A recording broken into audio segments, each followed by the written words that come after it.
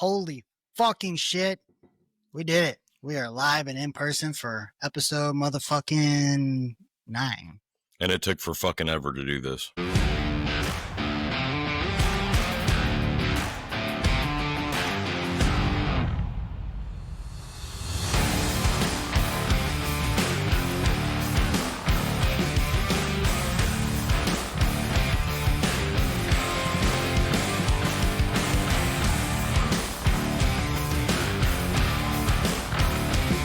Did you just fucking throw up? Yeah, how can you tell?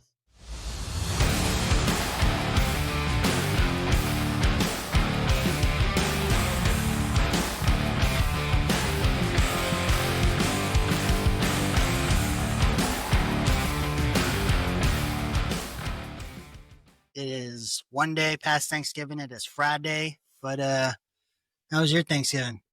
Shitty. Fucking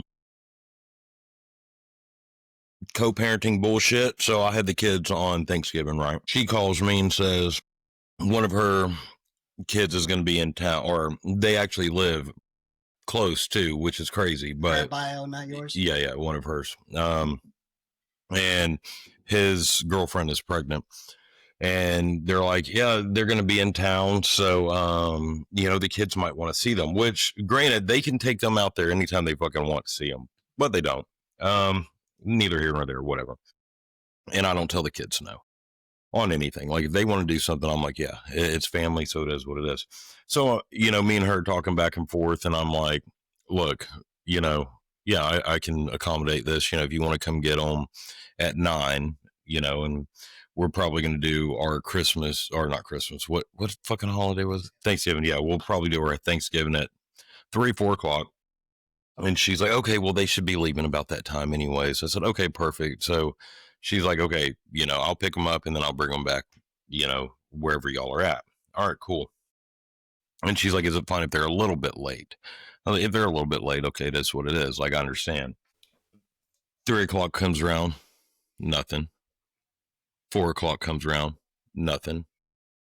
Finally, I end up fucking texting her like, hey, time frame, like, what's the deal? Because everyone over there, we had already eaten. Like, we were trying to wait. We ate and everything like that. And then everyone was ready to start leaving and shit. And we're like, what the fuck? So next thing you know, fucking 6:30 rolls around. And instead of, going over to other families' house and all that, I just text her. I was like, you can drop them off at that fucking house now. Like, what the fuck? Just took away the whole... Yeah, my whole fucking day. And just shitty fucking situation. And about fucking 6:30, 6:45, she comes rolling. She said, we're outside. Everyone's already fucking left. Like, and I had told her we're planning on taking pictures by the lake and all that good shit. Yeah. And so here's the fucking best part about it. The night before when we were talking about it, she's like, look, since you're going to give up some of your Thanksgiving, I'll give up, some of my Christmas. And if you want, you can spend, some time with them on Christmas Eve and just bring them back, that afternoon. I'm like, and, my family does a lot of Christmas Eve shit. So I'm like, well, what time on Christmas Eve? And she's like, well, respectfully, not too late. She's like, Paul's parents are going to be there. Hold on. Respectfully, not too late. And she's like, they're going to be there, which I'm like, and Paul is her new husband, which she's only been with for 7 months now, total together for like 7 months. And she's like, respectfully, so not too late. So then last night, I'm like, I started thinking about, like, I text her, I was like, it's funny that you say respectfully about shit, but it's only one fucking sided. Like, what the fuck is that? Like, I'll respectfully honor the same type of timeline you just respectfully gave me. No, so the problem is I look at it as two wrongs don't make a right. Look, Christmas Eve, if I even get them, because we've had some issues where she'll say one thing and then something else happens. Yeah. And granted, I didn't get the kids on my birthday, remember? Yeah. Because Cecilia had homecoming. So I was supposed to get them for Renaissance. Then bullshit happened on that.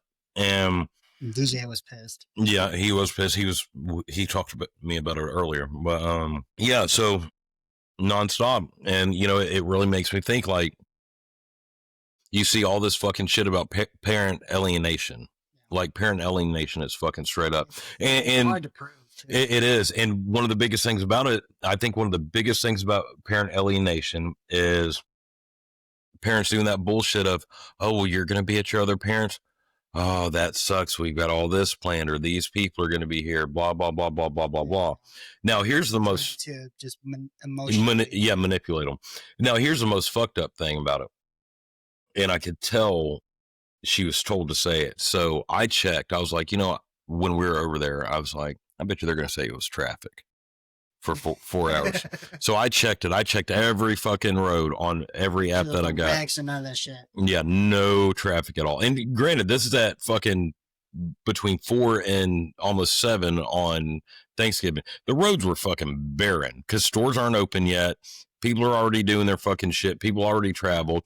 And as soon as fucking one of the kids got around us, I'm not going to say which one, but this kid was like, brought it up, and I was like, look, it was a shitty situation. I was like, I'm not upset with you, whatever. I was like, it's not their fault. Yeah. But to try to cover for their mom, well, the traffic was really bad. I looked back, I said, hey, you ain't gonna lie to me. I said, just because someone tells you to say that, make an excuse.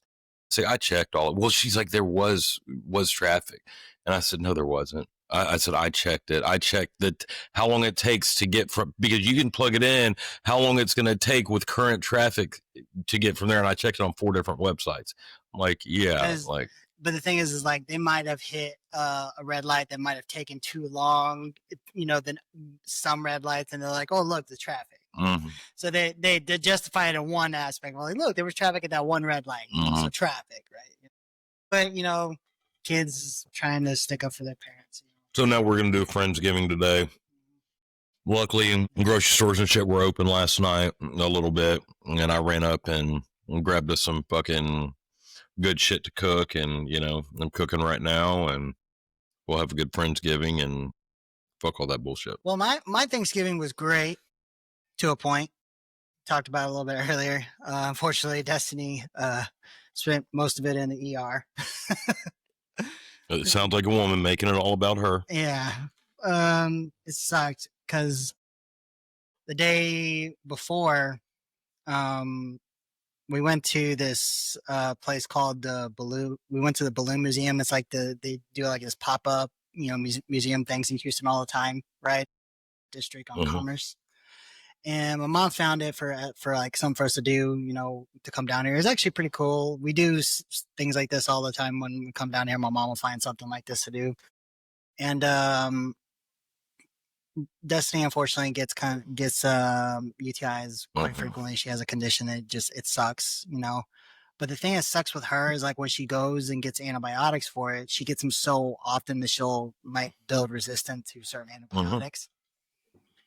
And usually if you don't start feeling just somewhat better within the first 24 hours of the antibiotic, that means you're either resistant to it or maybe it's just the wrong antibiotic, for that certain strain. Well, unfortunately, that kind of happened because that night, Wednesday night, she didn't sleep at all, which means I didn't sleep at all. So we go to my aunt's, to Nana's on Thursday. We're there for maybe an hour and a half, and she is miserable to a point where she's like fighting tears, and she even threw up. And I was like, look, we're going. She's like, no, I don't want to ruin. I was like, shut up, we're going to the damn ER. She is just so miserable. So we go up to Kingwood Emergency Hospital, across from Kingwood Hospital, not the actual Kingwood Hospital, but the one across from it. And we got right in because there was nobody there. So we got right in, and they put her on some IV fluids and a couple like antibiotics and some Toradol to knock out some pain, and whatever they put her on, because she said, well, I was put on this yesterday, it did nothing. So they put her on a different antibiotic and it worked. And the Toradol, of course, took the pain away. And then but we were there for hours. So by the time we left, it was dark out. Oh yeah. So we ended up going back home after that. She had her appetite back. She ate, and then she passed out. She slept all the way through the night. So no shit. I'm glad she's feeling better, and she felt awful. I was like, no, can't do anything about this. Like, it happens. Did they give her Toradol to take home too? No, they did it in the IV drip, but they gave her some 800 milligram ibuprofen just for some. Oh, that's gay. Yeah, but at least they gave her, some good drugs while she was there to help, flush the pain out immediately. So, but that was my Thanksgiving. I'm texting her right now. Hold on, because I was thinking about it earlier. I meant to say something to her about it. Did she get drug tested? No, I don't think so. Speaking of Thanksgiving, we're all taught in school from the very beginning. So the Pilgrims come and they host the Pilgrim Feast in Plymouth, Massachusetts, between the Pilgrims and the Indians, and it's giving a thanks to exchange, like, hey, thank you for, helping us settle this new world, right? Mm-hmm. Okay. What if I tell you that it was actually the Jews? Oh, okay. Because I figured the Jews wrote all of our, history books, so I figured they would have well, that's true, put but this is not where I'm going with that. But what if I tell you that the first Thanksgiving, that was not the first Thanksgiving in America? When was the first Thanksgiving in America? It was about 23 years before that in Texas. What the fuck? Yeah, baby. Now, of course, it wasn't Texas because anything back then was in a state. Yeah, how do you say Thanksgiving in Mexican?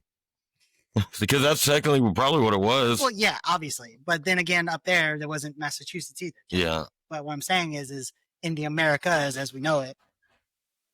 I just grabbed all three because I didn't know. They're for you because you with your pain from. Hi, babe. How are you? So you might have to Google. I'm pretty sure that's what you want to take. Where? Can you edit that part out? No, that's our opener. Wow. We will try to edit it out. Okay, well, I got some somewhere. Whenever we get done, I'll look. And you think having a broken vagina is bad? Try dealing with my ex-wife. Yeah, right. Okay, Texas Thanksgiving, Mexicans. So, as I was saying, Feliz Navidad. Yeah, right. So, here it is. First Thanksgiving was actually about 23 years before happened in Texas. Mm-hmm. In the Texas area. Right. So there was this colonial expedition after crossing 600 miles of harsh Chihuahuan desert, right, over into the Texas, what we know as Texas, just south of El Paso area. How many times did they get bit? How many Chihuahuas? So about 500 colonists of soldiers, family, and livestock, and 10 Franciscan friars. They reached the expedition reached the Rio Grande, okay, and they crossed it April 20th, 1598. Right, they crossed the river at a ford. They crossed the river in the Spanish called El Rio Bravo del Norte, and then when they were there, they, of course, after crossing all that harsh desert, they were in a state of exhaustion. A lot of people perished along the way. Mm-hmm. Well, they were rescued or found refuge with a bunch of natives in the area because Texas used to have a lot of natives. Comanches, all that, yeah. Well, on April 30th, 1598, they held a giving of thanks with the natives in the area, a celebration. So and then they gave them smallpox blankets. So the first Thanksgiving was actually held in the El Paso area. But with Mexicans. With Mexicans and the natives. Oh, so much that in 2021, the Texas Legislature House passed the Concurrent Resolution 67, officially recognizing the 1598 ornate Thanksgiving as the first Thanksgiving in what is now the United States. No shit. Yeah. Only reason I know about this, one of the few Texas pages I follow on TikTok. Mhm. They were talking about like, first Thanksgiving was actually held in Texas, and then No like, shit. fuck yeah, dude. Texas is the best. Can't get over. Next year, I need to make a shirt that says Texas, the first state of Thanksgiving or some shit, Yeah. And celebrate actual Thanksgiving on April 30th. and have brisket. Yes, dude. And I was actually, you know what? Fuck yes. I was actually talking about that yesterday. Cause did you see the video? It was Vice President Vance. He was talking, I think he was addressing some troops. I don't know where exactly in the States, but he was addressing some troops. He was talking about, I was like, I want you to ask yourself this honestly. Who in here actually likes and enjoys turkey? Raise your hand. And I guess it didn't show anybody, but I guess a lot of people raised their hands. He was like, every single one of yourselves is lying. He was like, no, honestly, just think about it. I want you to think about it for a second. Who here randomly, not including Thanksgiving, says to themselves, I'm going to go cook a 16 or 18 pound turkey just because I want to? Nobody. Nobody. And I was like, God damn it, you're right. See, I don't like turkey. So You don't eat it. I don't ever eat it. So I make chicken and dumplings, and I'll eat the chicken and dumplings. Or I think last year I did like boudin balls and maybe jambalaya and gumbo and shit like that. Which obviously people cook fucking turkey, but yeah, like, and if I eat turkey, it has to have like gravy or something on it because it's always fucking dry. Oh my god! So yesterday, so they made the turkey, and I don't even like turkey. I usually won't eat it. I ate it out of because I'm Obligation. yeah, kind of, and that's the first time I've eaten turkey in probably fucking 10 years. Besides like ground turkey and making it into tacos and shit. Like whenever I was on the fucking high protein kick. But bro, the thing about turkey is like ground turkey is it holds the seasoning flavor better than beef, especially if you take some take some of the better than bouillon beef stock and mix it in with it. It tastes like fucking beef. Yay. Whatever. Anyways, so besides that, so then they're like, I noticed no one was making turkey gravy, and they're like, well, we got the jars of it. Well, I don't know if you know this, but those jars of fucking turkey gravy, number one is the amount of preservatives in it that they keep it in the dry section on the shelf. Number two, it has zero turkey in it. They put turkey flavoring in it. And I'm like, so I looked over and I looked at the drippings and they're already making the thing. And I'm like, fuck, do I got time to fucking make them a gravy real quick, a real one? And so I'm like looking, I'm like, I don't know how it's going to turn out, but I'm going to make one real quick. So I took every bit of drippings and every bit of fucking, which I didn't have the gizzards or giblets, and I didn't have the fucking heart and liver and all the organs, but I took all the drippings, some of the dark meat that I could get and some skin and all that, threw it in the pan, heated it up real hot, threw some flour, milk, seasoned it up better, mixed it, and I made a quick gravy. And, which I kept saying, which I don't like it. So I had other people, I was like, can you taste flour? Yeah, I can still taste it. Okay, it needs to get hotter. So, but just last minute, I'm like, fuck, why are you going to eat that goddamn jarred shit? Like, that's fucking nasty. Like, turkey gravy alone, like, all that shit's nasty. Like, I like chicken gravy, but, like, I don't know. I can't do that jarred shit. But, yeah, I hurried and made some last minute, and they're like, holy fuck, you made that fast? I'm like, yeah, I cooked.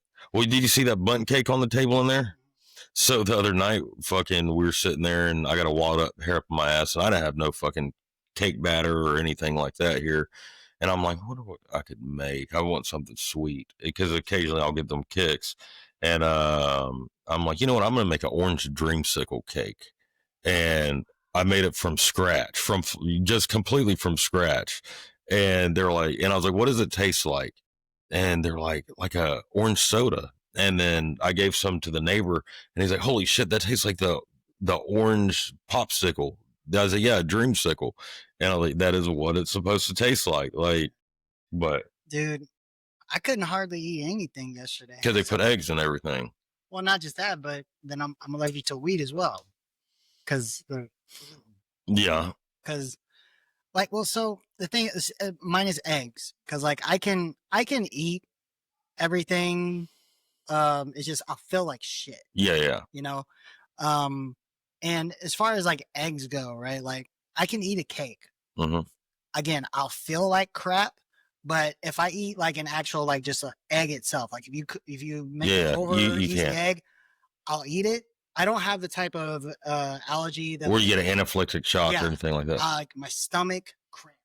So the type of flour that I make that with, it is a gluten broken down. I don't know, some sort of fucking shit where it's supposed to be safe for fucking gluten people and shit like that. Yeah, it's fucking expensive. The shit is expensive. That one I got. Is it like Whole Foods or some shit like that? Because usually when Destiny tries to make me anything with flour, she'll just use like almond flour or something. Yeah. I can't remember where I got that one at. Some grocery stores will sell it, but it is expensive, and it doesn't come in a bag. It comes in a box. But it's like some sort of broken down. It's broken down a certain way. Oh, you just taste a little bit just to make sure it doesn't fuck you up. Taste on the ice. Is there eggs in it? Very little. Very, very, very, very. I said I can eat this. It's just yeah. Yeah, that's why I said just taste a little bit. What's it taste like? From fucking scratch. It tastes like the orange dreamsicle, huh? Damn, that's so good. And orange dreamsicle, like as a whole, is literally like my favorite thing in the world. Like my favorite thing is like orange sherbet and vanilla ice cream. Like, yeah. That's my favorite thing in the world. And whenever they, when Bluebell makes their, which is very rare, I started doing it again in pint size, like this world. I get it every time. It's like it's my favorite. Oh yeah. Yeah. But it's just funny because like we talk about it sometimes, and it's like so many people can't cook from scratch. Everyone wants to cook out of a box and shit like that. Like they talk about their mom all the time. Like when they come over here, well, you see, I'm either cooking on the grill, like, or I'm making everything from fucking scratch. And like, for fuck's sakes, I didn't even have a fucking cake mix, and I made everything from fucking scratch. You know, vanilla extract, lemon extract, fucking, you know, orange zest, like everything I fucking needed to make it. And they're like, and they're still trying to pick up. They're like, how do you do it like that? Like, how do you not have nothing and make something? Like, fuck, I don't know. Like, I can cook. I'm not crazy at cooking. Destiny. I mean, I think I kind of, so obviously in my first marriage, I did everything. I was always cooking. I wasn't so much a crazy from scratch cooker, but like I did everything. But as long as I had something there, I could always make sure that we were fed. Oh yeah. And I got pretty damn good at it. Like I remember one time I made, it was like, and the thing is like I was really proud of myself. And then for some reason I end up not being proud of myself. You catch my drift. But I made spaghetti sauce from scratch. I'm talking like I had tomatoes and everything. Like I made it completely. And to me, like I thought it was awesome and it tasted so good and everything like that. Like obviously the one thing I didn't make from scratch was noodles. Yeah. They're not hard to make. Yeah, but like I didn't have all that stuff to make. I just bought noodles from. But those will make you feel like shit. The kind I make. But and this was before I had the issue. But it just the sauce is just so good, and it had a little bit, and like I even put like a little pepper in it. It had a nice little kick to it and everything like that. Just it wasn't like spicy, but it's a nice little kick to it. Someone tried it, and then they're like, "Why is this?" And I was just like, "Can't like really." Like, I was just, man, okay. So, but then get Destiny, and she just cooks. She cooks a dream for me. So I'm just like, but I do so much other stuff. I work like I work more and less at the same time, right? Because I only work 4 days a week, but I work longer days, you know, and so, and then she works from home. Not to say she doesn't work, but you know, by the time I get home, she's already cooking and everything. Yeah. So, and we do have a more traditional role house, and it's nice, you know. Like I do feel like I feel a lot more respected. I feel a lot more.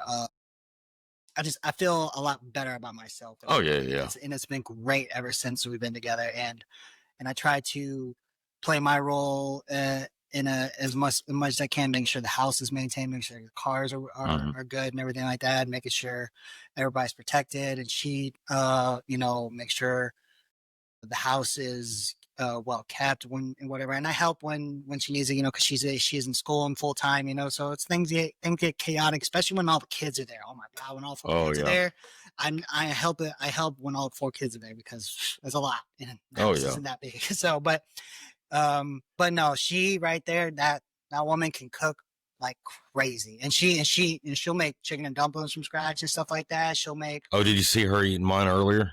No. Yeah, so I've got a big pot of chicken and dumplings on the counter that they were just in there eating. Yeah, and I can't eat those no more because you know, I'm broken, and that's like one of my favorite things. Yeah, I hate it.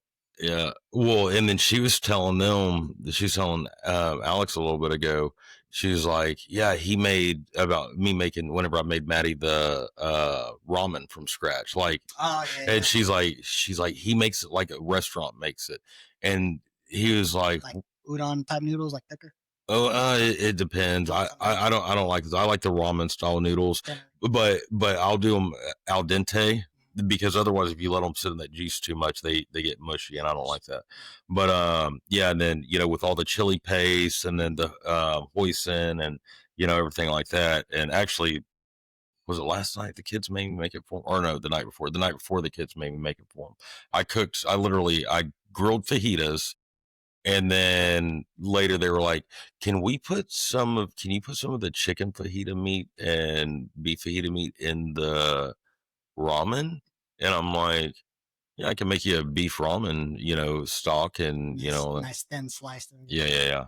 But she's telling them about it, and he's like, he makes it from, you know. So what Destiny does for me now when I want like some soup, she uses the rice noodles.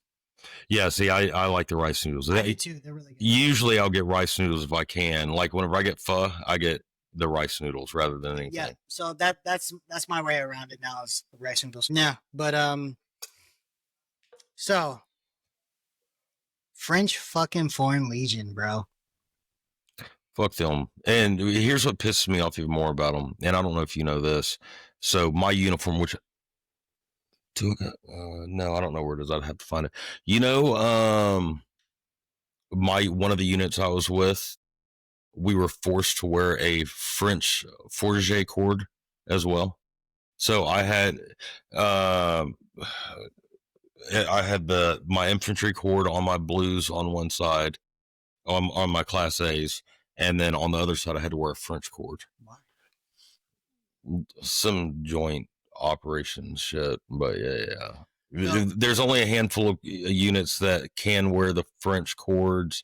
So honestly, and there's a couple different ones, but there's so first, second, and third can all wear a different variation, and then there's another variation that can be worn for other units. There's another it kind of depends on where you're with or who you're with, but like there's like this pink one, like a purplish one, a green and red one. Yeah, fucking. But like back then I was like, why the fuck do we have to wear fucking another country's fucking cord? Like I'll wear infantry cord and fucking all that shit all day long, and but like, you know, fuck this. Like, fuck, we trained the fucking Indian Army fucking commandos. Like, you didn't see us fucking wearing their fucking bullshit. So I did learn something pretty interesting when it comes to the Legion. The French Foreign Legion is open to any male volunteer age 17 and a half to 39 and a half, regardless of nationality. Yes. Like, you don't have to be French to join.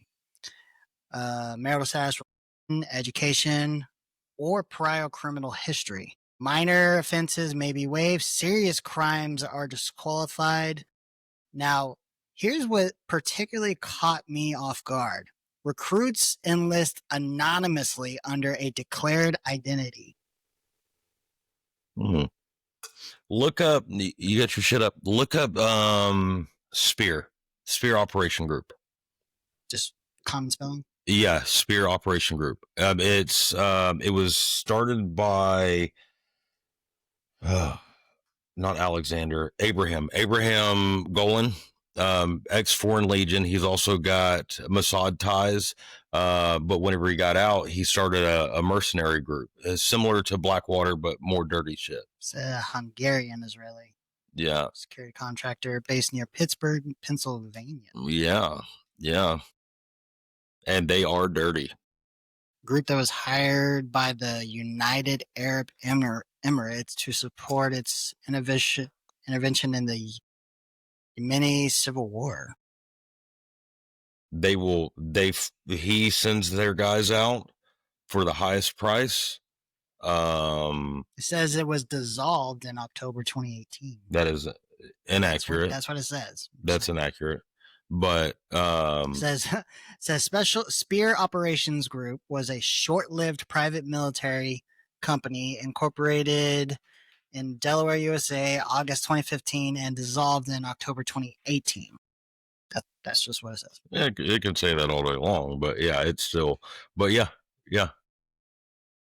So, what do you think about that?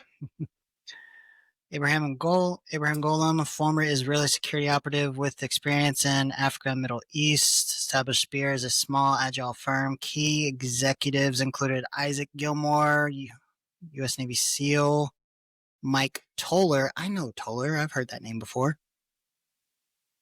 At least I think. Yeah. Special Forces. Team comprised 6 to 12 core operators, expandable via contractors. Yeah, they end up going with some dirty guys too. But yeah, he's ex Foreign Legion too. But they say once you're Foreign Legion, it's like they say about Marines or Army guys. Once you're a Marine, you're always a Marine. Once you're a Marines soldier, don't die; they go to hell and regroup. Or we go to fucking Valhalla. But which, did you watch any of the recent Candace Owens? I haven't had a chance. I've had so much. So hold on. Before we get to there was something else about that. A couple years ago in Iran, was it Iran? I'm fairly confident it was Iran. 2 French nationals were either arrested or killed that had French Legion ties. When? A couple years back. You'll have to, I guarantee you, if you looked up, it'll pull up. But they were spying for Mossad. Foreign nationals? Yeah, so 2 French nationals spying for Mossad. Look it up like that. And I think it was in Iran. I don't remember what year it was. 18? Something like that. Maybe before that. I don't fucking remember what that was. You see it? It's looking. It says 22. Okay, maybe it was 22. High-profile espionage case. 2 French nationals, a high school teacher, and a retired teacher were arrested in Iran, May of 22, on charges of spying for both France and Israel's Mossad intelligence agency. So, spying on behalf of both French and Israeli intelligence. Case gained renewed attention in late 2025 due to their sentencing and subsequent release amid diplomatic tension. So I guess they were released. Yeah, they were released in prisoner swap. Macron announces their transfer to French embassy in Tehran. That just happened this month. Okay, I didn't know that happened this month. Yeah, November 4th and 5th. Wow. Yeah. So they've obviously got good relationships if fucking the French are going to spy for somebody. Mossad. on, I don't know if it was the last episode or the second to last episode before Candace went off air this week because of the assassination threats. She was talking about building her timeline, right? Mhm. Getting tips. There was one that came in, and The lawyer. no, there was one that came in, and me personally looking at it, I think, and this is just coming from a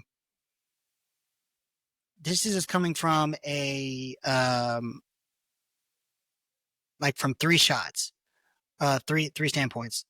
A man, a former enlisted, and just kind of looking at it as a outside, not personally involved. So she was going on about this Valhalla comment that Cash Patel made. And that was right when, in the midst of everything. Mm-hmm. When Cash Patel said to my dear friend Charlie, something, we have the watch now. I'll see you in Valhalla, brother. And that is usually what, Yeah, that's strictly soldier. Yeah. Yeah, and that's kind of like anytime I see, someone pass, like one of, I think like the last member of the USS Arizona passed, and I shared it and I said, "Tell Valhalla, brother." That's just something that kind of like people say, right?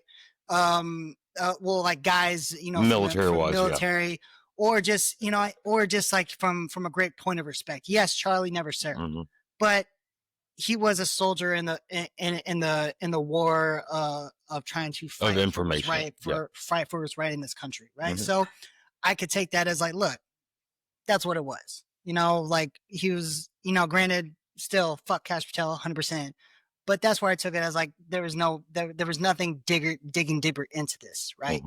Now there was someone that put in a tip, and really, I think this is reaching a lot, but it's one of those things of like,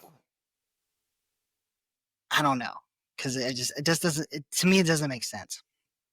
So here it is. So here's the comment. Yeah. See you in Valhalla. Is what he said, right? Now,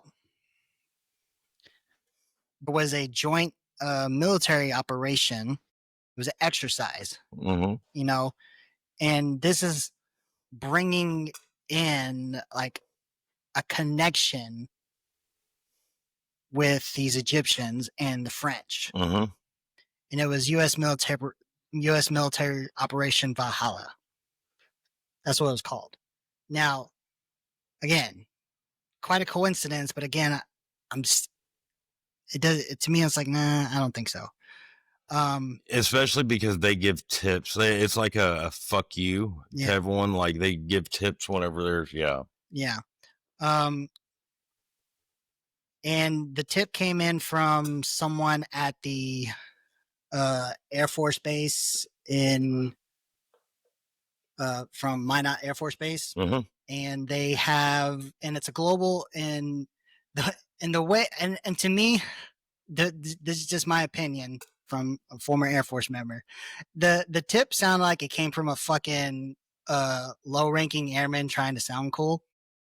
It's like, is the home of the, I don't know what the numbered air wing is, but it was like, it's a global airstrike, it's a global strike command base. I was like, oh, that's just the command.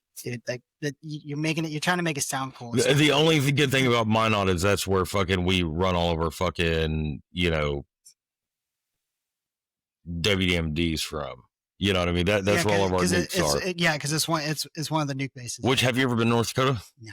Oh, bro, if you drive around North Dakota, it's crazy because if you look off on the sides of the highway, you'll see missile silos all over the fucking place. Yeah, but it was just funny. Like he was like, it's home of the something global. He's a fucking turd. Global Strike Command. It was like, that's just the name of the command. That doesn't mean like it's Yeah, what like, a fucking turd. like you fucking sound so stupid. Like, and then and it's home of the blank blank security forces cops, Mm-hmm.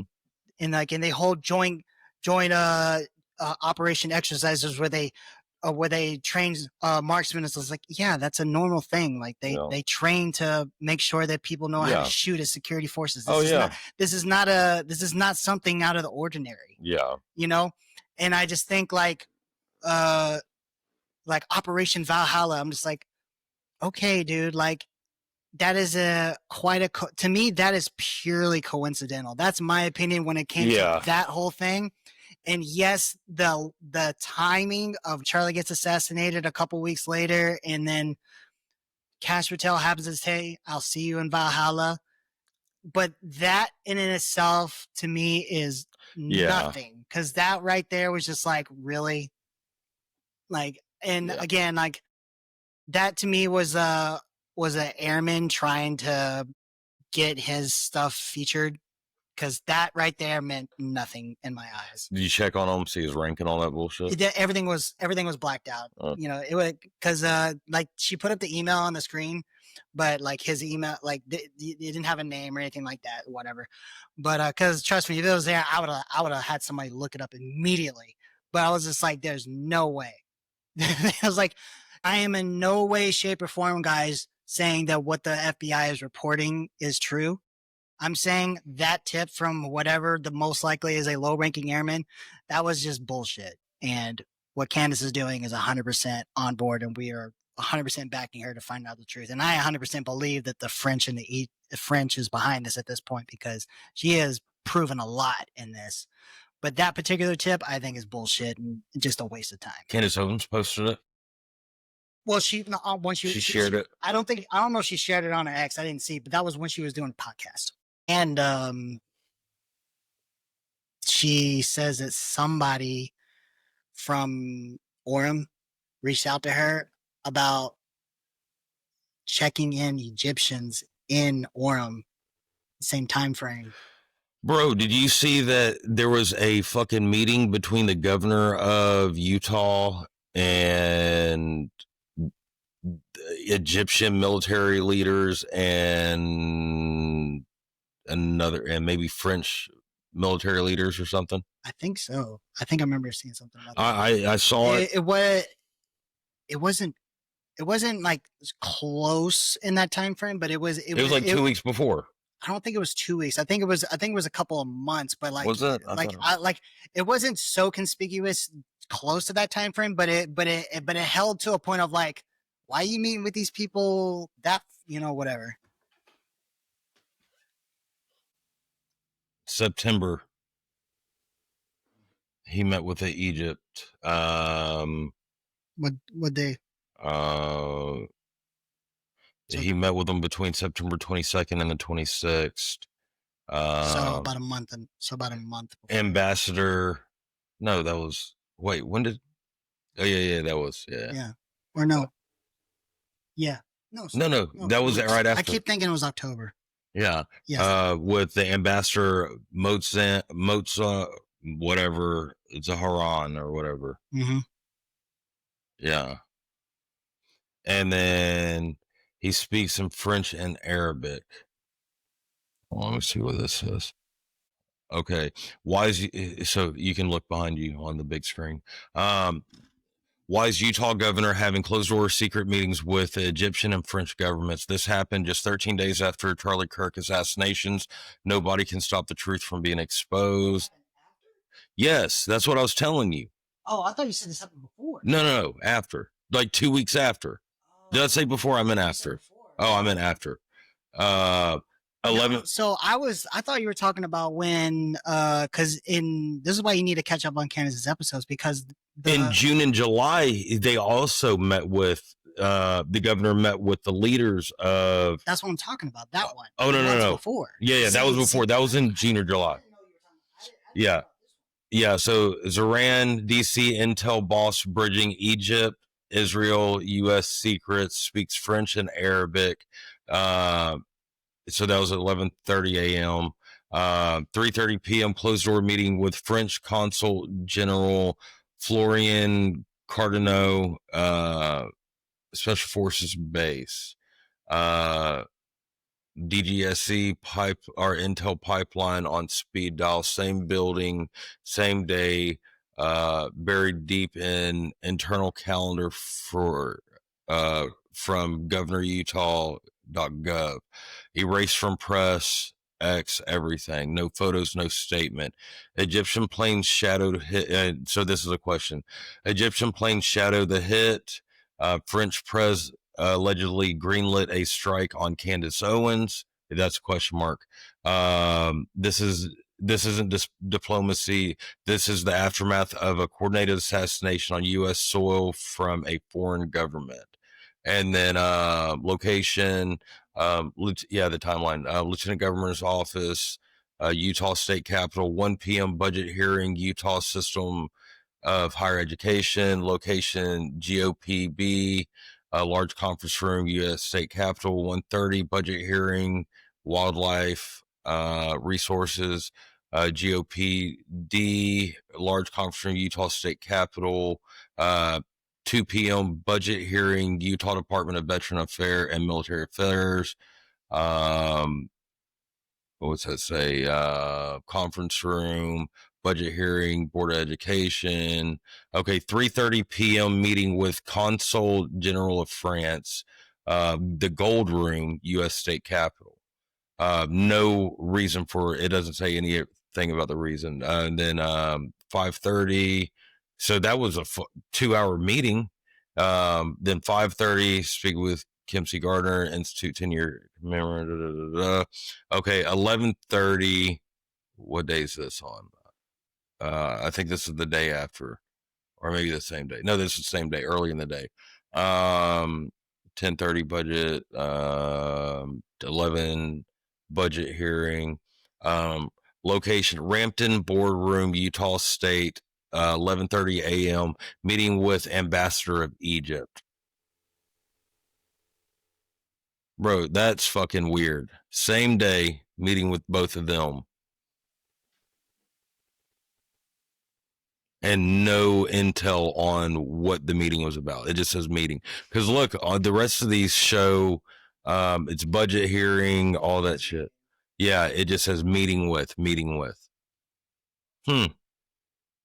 And look at how long these meetings are, 11:30 till 1:30 on with the Ambassador of Egypt, and 3:30 to 5:30 with the Consul General of France. Nobody's saying they're corrupt, but something doesn't smell right. Yeah. So I found the email. Okay. Now, I'm going to read this to you, and I want you to interpret the rank of this person. Candace, I am a blank military member, one of the good ones. Put that in quotations. I think one of the keys to not overlook is BTT's. That's one of the tail numbers for the Egyptian place. Stopover in Minot, North Dakota. Why stop there at all on the 4th? So one of the Egyptian place stopped there in Minot. Remember, I told you, Dickhead told me to look. Remember? Yeah. Why not fly direct to Provo?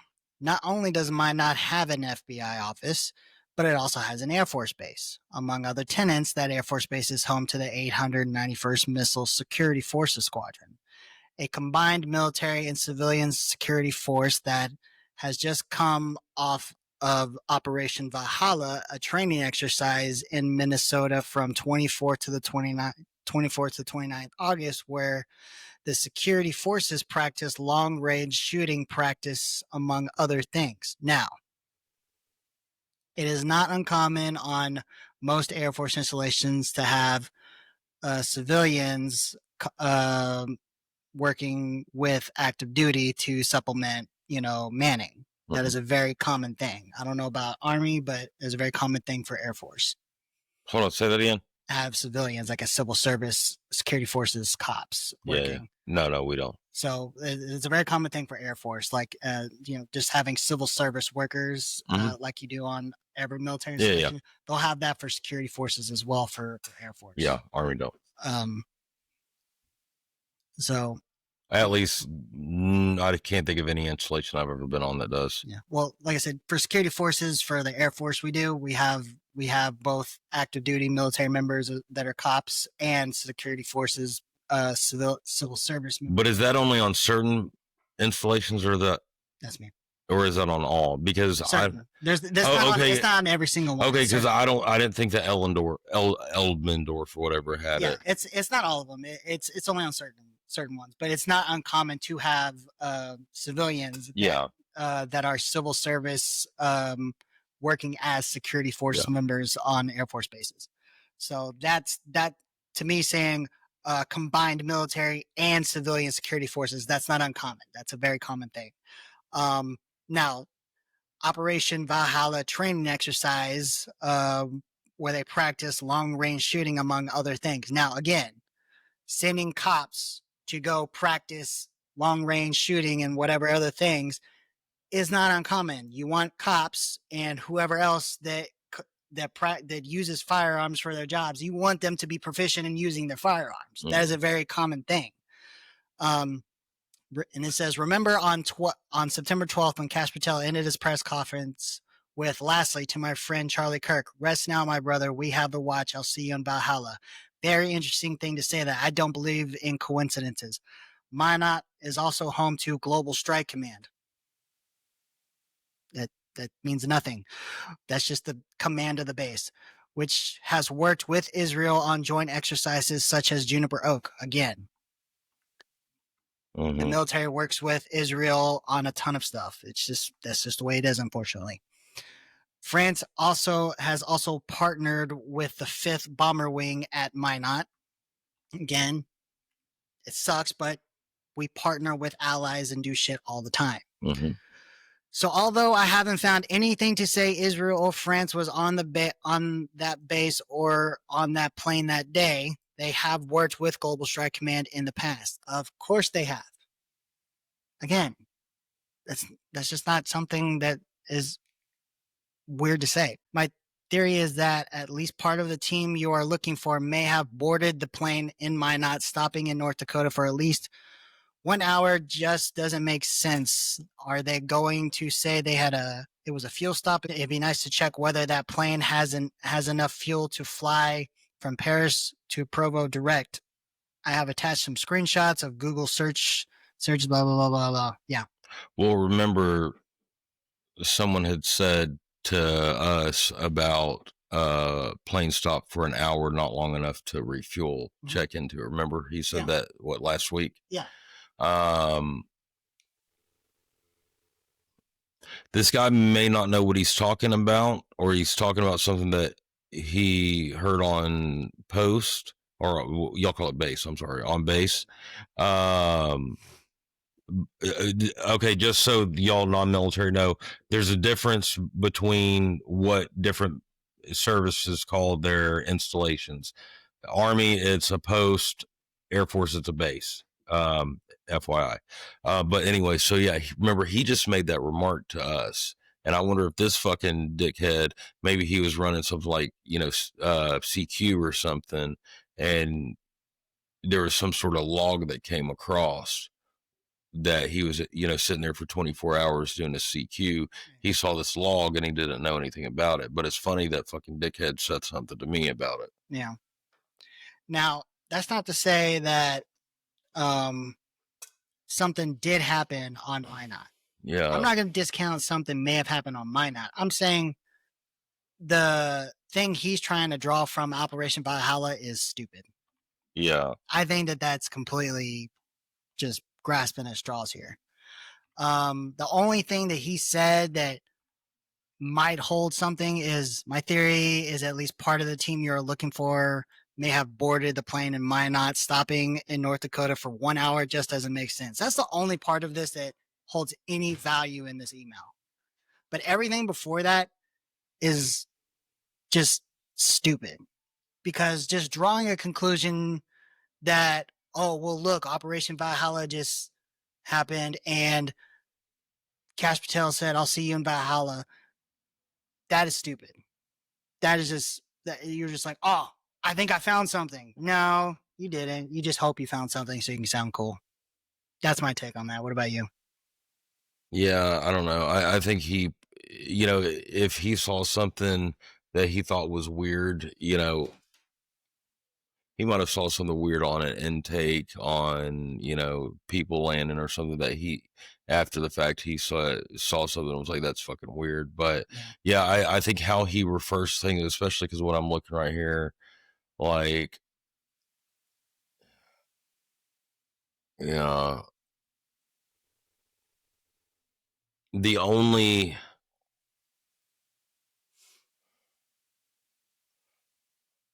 I wonder if anyone else, which it would take a lot of looking to do, a lot of running. What was the date that Operation Valhalla? no, what was the date that plane flew into Minot? Oh, Okay, now what do you find? You can talk. I'm listening. September 4th. Okay. BTT from Cairo to Paris, France. Departs Paris 9 a.m. on the 4th, local time, arriving on Minot at 11:03. Then flies from Minot to Provo an hour later, arriving in Provo at 12:46. That's weird because it's not showing up on. Mm-hmm. So that was an unofficial visit. Then departs Provo on September 10th at 7:14 a.m. That's weird. But why would it?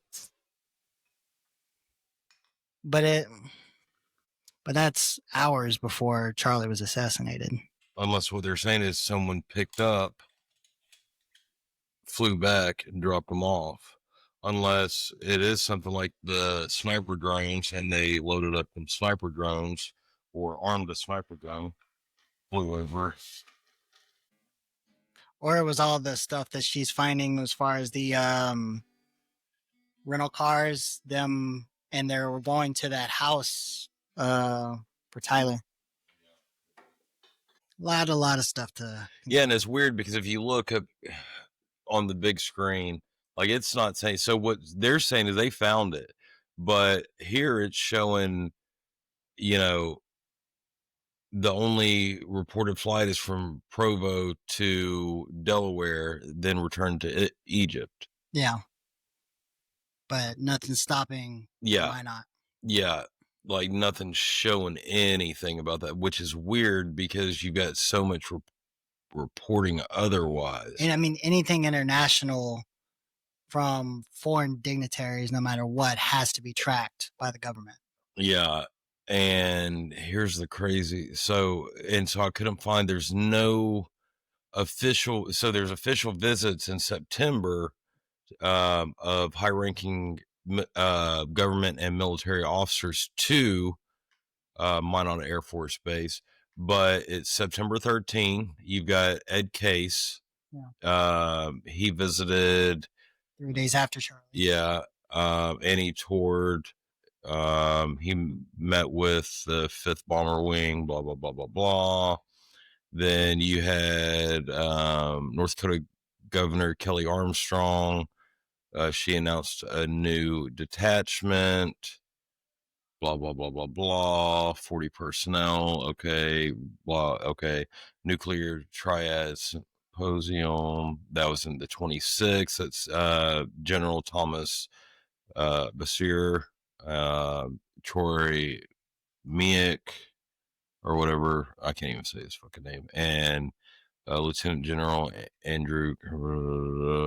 Okay, so officially, there was no high ranking officials on base on that date. So that's weird for me. So I don't know. I don't know, man. It's just nuts. But Candace took off this week saying that I guess the White House or FBI acknowledged the receipt of her assassination. And I don't know if that means that they've taken it seriously or if they found credibility. But I mean, they better be fucking doing something. Because at a certain point, it's like, look, you can think about her however you want. You can disagree with her however you want. But the thing is, though, is if she was given inside information from someone in the French government confirming this, and our intelligence also confirmed it, then you have a foreign government trying to assassinate one of our own citizens. You have to do something. Yeah. There is no question about it. And Oh, if you yeah. don't, then you have a bigger problem on your hands. Absolutely. Yeah. There's just so much weird shit that's going along with that I don't even fucking understand. You know what I mean? It's Yeah. just, I don't fucking know, bro. Like, they got this shit all fucked up. Yeah. But who fucking knows? Well, and then did you see that like report that Trump was going to fire Cash Patel? Yeah. And then he turned around and said he wasn't going to. It was bullshit. Yeah. I looked that up, and apparently I guess there was really nothing credible about it to begin with. It was just people trying to stir the pot. Trust me, I was all about it when I saw it. I was like, yes, finally. But then I looked at it, I was like, nah, it was a bunch of people talking shit, trying to stir it up. Yeah, I wish he would fucking get smart and just fucking dump his goddamn dumb ass. Yeah. At a certain point, I think right now he's kind of stuck between a rock and a hard place and it's kind of hard to say that because I know Trump really doesn't give a shit what people think about him. But he went so hard in the paint for so many people of like appointing these people that I think he's actually finally at a point where like he doesn't want to look bad firing these people that he went so hard for. Yeah. I think he actually has that first point where he was like, no, we're doing it right. We're doing this. We have a team that's going to select the right people. Now that if he starts firing people, he's going to have like that first notion of like, I was wrong. Yeah, yeah. You know what I mean? That's how I'm. But, you know, a good leader, a real leader is the first person to tell you that, hey, I fucked up. I was wrong. You know, they learn from their mistakes and they correct it and they mitigate it and they move on to the. No, and I agree with you, but I think that's where he's putting his mindset in. Yeah, he is too egotistical. He's I think too much of a sociopath. Narcissist. Yeah, narcissist, everything where, you know, he can't admit he's wrong and he has to essentially limp along and it's just going to fuck him more and more and more going forward. Yeah. Like, you might as well fucking bail now while you can, move on, fucking put the right individual, someone with better experience or someone that's less corrupt, you know, whatever. Yeah. So I don't know. But did you see that fucking Alex Jones came out the other night and said he's seconds away from taking away support Trump and then going all in on MTG? Yeah. Bro, I would be all in for like an MTG Gabbard ticket in 2028. That'd be hard. Yeah. Yeah, I could see that. That'd be good. Yeah, that would be a good one. Just, yeah. I quoted a post on X for Ted Cruz. He was speaking at some that symposium. Yeah, that symposium. Yeah. I don't know if you saw what I had put, but he was going on about one of the it was one of the past speeches that not speeches like one of the past forums that both Vice President Vance and I think it was Eric and Laura Trump. I know it was Eric, but Eric, I can't remember if it was Laura Trump or one of the other ones, but it was a female. And at both of them, they got questioned at not necessarily criticizing Israel, but just kind of asking a question about, you know, just with it, how it kind of felt like it was just we seem to be giving more support to them than we are our own people here at home. Okay. Which, even if it wasn't Israel, if it was UK, if it was France, Germany, even if it was Mexico or Canada, it doesn't matter who it is, right? It's a legitimate question. Why does it feel like we are going so much more out of our way to do so much for somebody else than we are for our own people. Oh yeah. Okay. Oh yeah. And then, and he, and Ted Cruz was saying like, and one person asked Eric and Laura Trump something, and it's just riddled with, you know, anti-Semitic, you know, ideations, right? Mhm. And then the vice president at another one, this kid asks him a viciously anti-Semitic question, and it was a question about the USS Liberty, and he didn't say the USS Liberty, but it's the only thing in the recent months of what's happened that he could be talking about. Because I remember that, and that was like blasted everywhere, of course, right? And so I and of course he posted it from his official page, and he said something like, you know, you must support Israel or something like that, right? And so I replied to it, and I was like, and I replied to it, and I was like, Senator Ted Cruz, whatever, like that. I was like, it's like, I'm a proud Texan, and I used to be honored that you represented my state. You know, you used to be a very no holds barred, unfiltered man that I used to love Ted Cruz. He used to be that guy up at the Hill that I would be like, man, that's my fucking senator.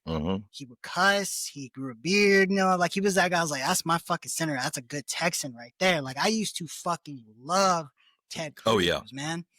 And I don't fucking recognize this dude anymore, like at all. And I put that, I was like, I don't fucking recognize you anymore, man. Like, and I'm sitting here saying this as like as a person who says like, I am going to tell you right now, like, I don't care at all that like, hey, you can support someone's right. But like, hey, I support Israel's right to be a free, independent country and state. By all means, that there's nothing wrong with that. But to sit here and say that if you don't support Israel, you are an anti-Semite. You're like you're just a horrible, evil person. You're like because like it's like if you don't, then you're dog shit. You're lower than dog shit. You're evil. That's where you automatically get. Or if you hold no opinion on it, and then you're immediate the equivalent of that same person. That's exactly where you get put into it, right? And so when I was replying to it, I also said I was like, to demonize these people as viciously anti-Semitic. I was like, what about?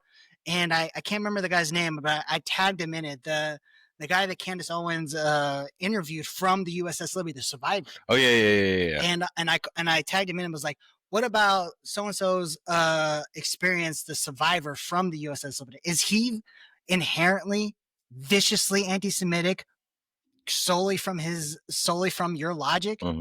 Because he survived this experience? I was like, does everything that he experienced from this just ungodly, just horrible attack, call it an accident, call it on purpose, call it whatever it is, this happened whether you like it or not. But the fact that he survived, and you're going to sit here and label this person who asked a question, a question to the vice president, didn't sit there and say, he didn't word the question as, how can you support Israel after they killed our own people? He just asked a simple question about the USS Liberty. It wasn't even an attack. No, he just asked a question. And the fact that he just only asked a question about the USS Liberty, our senator now has to label him as a vicious anti-Semitic person. Yeah.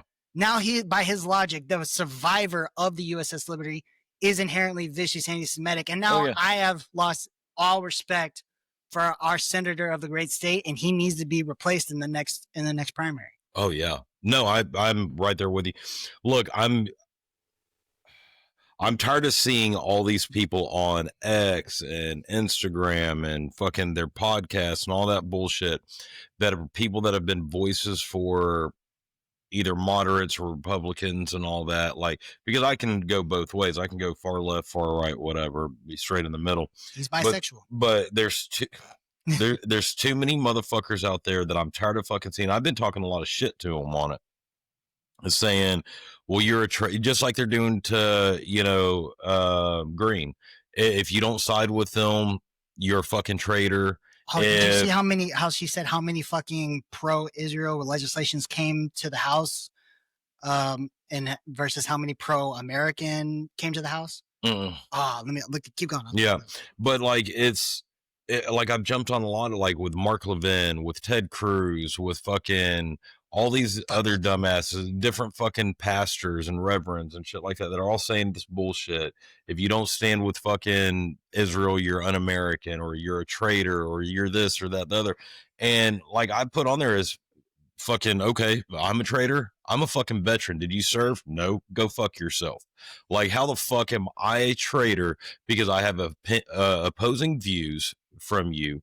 And then also on the other ones, how am I a traitor because I can't side with fucking genocide against fucking the Palestinians? Like, I don't understand. It's no different from the left fucking pushing that narrative of the right's fucking a fascist, the right's a fucking Nazi, the right's this, that, the other. And now it's on the other side, it's Republicans saying, well, if you don't fucking side with Israel, you're a traitor. You're a traitor. It's the same fucking concept. It's two sides of the same fucking sword. Like, fuck all you motherfuckers. All y'all motherfuckers need to be down the fucking road. Like, fuck every one of you. Yeah, and I think where people also get people like you and me, whatchamacallit, I guess misconstrued. Like, just because we're not gonna be gung ho, like 10 toes and all, both feet ahead for Israel, don't confuse us for pro-Palestinian, all go crazy, like everything for them either. Like, we're not sitting here saying like, it's Palestine or bust. We're like, we know that there's, they have Hamas and they don't turn out the best of the best and crazy shit about that either. What we're saying is people over there are fucked up and have all their own shit to figure out, that we don't need to be involved in any of it. Oh yeah. That's where we're at in a whole bunch of things. Fuck all of them over there and let them figure out on their own time, their own dime, without America. I mean, you couldn't get more clear than that. Look, here, I'm going to put it like this. Here's a question for you. I want you to think about this.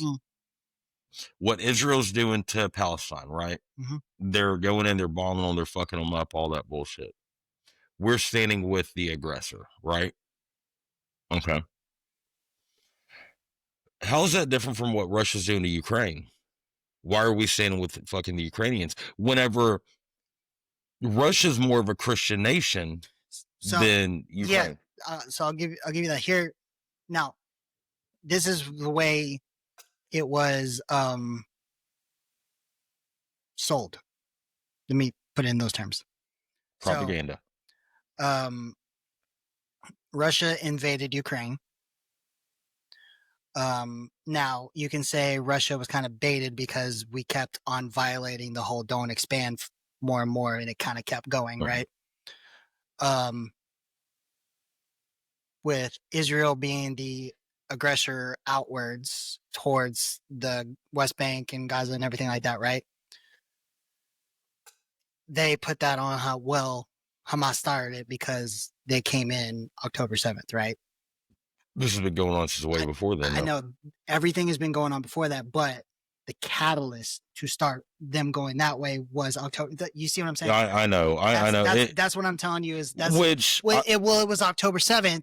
That is the reason why we're over there, because they started it. Yeah. I know. We all know that this has all been, the fighting and everything has been going on for God knows how long. Since blah, blah, blah, the Iron Dome and all that shit. We all know that. What I'm saying is there was like, no, the only reason we're over there is because of October 7th. No, we know that you guys have been wanting to go over there. And the craziest part about it is, why is it that as long as the Palestinians have been over there for thousands of years, they, for most nations, never acknowledge them as it being their land? I don't understand that. Like we gave that region to the Israelis. Not we necessarily. It was it was the Brits. But we essentially gave it. Look, we gave the sign off after the war. Yeah, but so we essentially gave it to them and put them in that place. Now, what the fuck did they do for us? Nothing. Okay, I would rather have a good alliance with Russia than the fucking Jews. Like, look, Russia is a Christian nation, right? They believe in Jesus. They believe in what we believe, more so. Now, if you look at the teachings of the Judaism, aren't they more like Catholic? Yeah, but that's I know, still, yeah, I know it's Christian, but I was just saying that they're more Catholic. Yeah, a lot of Catholics. But the Jews believe that fucking Jesus was a bastard. He was a piece of shit. He should be burning and he's burning in excrement and semen for all eternity. Yeah, like because he was a magician or something like that. Yeah. You know, they're the ones, and fucking for motherfuckers to say, well, it was the Romans that, you know, they blame it on the Romans. But it's like, bitch, you're fucking it was y'all's fucking people that gave him to the Russians and really pushed that narrative of y'all need to do something about him. Y'all need to make an example. It was y'all that fucking pushed that shit. Like, what the fuck? So MTG in her interview with Tucker said that during her time, there were 0 pro-American resolutions brought and 22 pro-Israel resolutions brought. That is shitty. Like, look, such as denouncing anti-Semitism and affirming its status as a key ally, but none celebrating or defending America or its citizens. No shit. That's what she said. That's fucking nuts. Look, she highlighted this as a part of a pattern where lawmakers are repeatedly required to pledge loyalty to Israel. That's the way she worded it. It's funny because to be an American citizen, you have to fucking pledge allegiance to America, but our fucking congressional and government officials are pledging allegiance to the Israelis. That doesn't make any fucking sense. They don't I specifically, know. but I know. Like my outlook is, let them have fucking citizenship to fucking Israel. Get the fuck over there. Go move to fucking a place the size of my fucking pinky. Like, we'll keep running fucking America. We'll stay good here. Fuck y'all. Like, we don't want y'all. We don't need y'all. Yeah. Like, that's how I look at it. Like, if you don't have full 100% American first allegiance to, you know, the United States, then fuck you. Yeah. We don't need you. We don't want you. Get the fuck out of our offices, out of our state buildings, out of our fucking government buildings. Yeah. Like, it's fucking shitty. So I don't fucking know, man. Like, I kind of really think that's all super fucked up, and I don't know. I do enjoy talking shit to them fucking cocksuckers on X though. Oh yeah, it's fun. But yeah, so isn't that great? Yeah, fuck them. Fuck them all. Well, it's good. Time to wrap up for this one. Would you rather? Go for it. Would you rather eat the ass of the American pilgrims out of Massachusetts or the Mexican pilgrims that had the very first Texas Thanksgiving? You think I'm going to turn down a Latina? What if it's a men? You didn't specify. They've been eating beans and fucking all fucked up shit all the time. Latina, baby. Damn it. I should have specified. Yeah. Yeah, I'll give you that one. That's a good one. Yeah. Okay. Big booty Latinas. They can stay. Everybody else can go. I don't know if they had big booties back then. Hey, Latinas, they were born with them. Maybe. All right, fucking. Woo, episode 9 in the books, baby. Yeah, let's go eat. Well, thank you for tuning in as our first in-person live session. But guys, this has been fun. But never forget, text forever, baby.